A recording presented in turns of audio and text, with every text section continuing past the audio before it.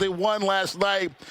Thanks to clutch hitting, great pitching, and probably this man right here, Merrill Heim, the fired-up guy. What's going on, man? How are you? How are you? I'm doing well. I'm doing well. I'm glad to be here. Let me say this, because I came to this stadium in 2020. Okay. And I remember, it's funny that, I remember you could hear the players talking to one another, and you could hear them yelling at one another, having fun across the dugouts. And it was just an eerie time in baseball history, Oriole baseball history. And I knew we were back home when I heard you last year say, I'm fired up. We're back now. Baseball's back now. We are back, and we have great capacity showing up. Yes. The fans are coming back around, and it's great to see. How do you feel, real quick, before we get into your history about this team this year? Do you feel like it's a one and done, or this is a sign of things to come? So I haven't shaved my beard. I haven't did a haircut because I think we can get this. I think we can get this year. They surprised us all.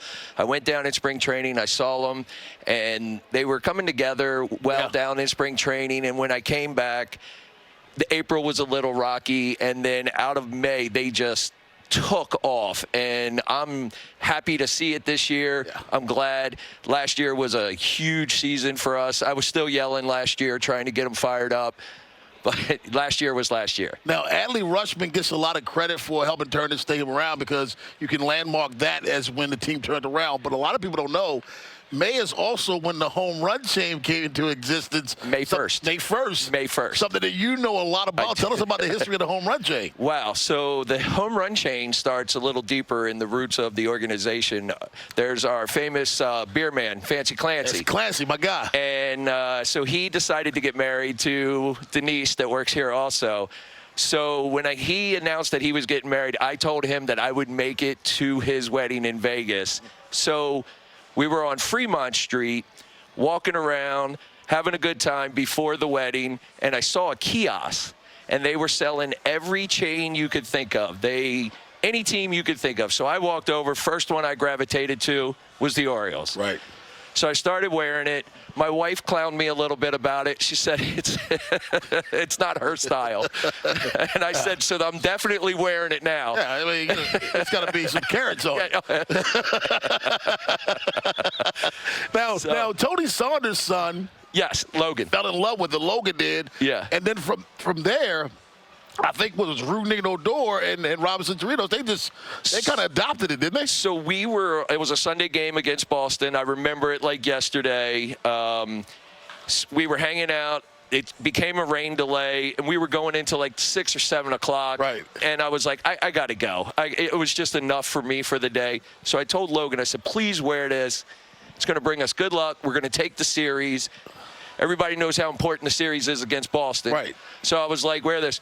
So he took it from that day, and he took it down into the locker room, and after that, I haven't seen it since, besides around the necks of our players. How do you feel about that, knowing that you started? I mean, because we grew up in the era of Wild Bill Hagee. I remember Wild Bill. He was a legendary guy, but knowing, I mean, you started somewhat of a movement, because they sell these things now. Yeah, I saw that.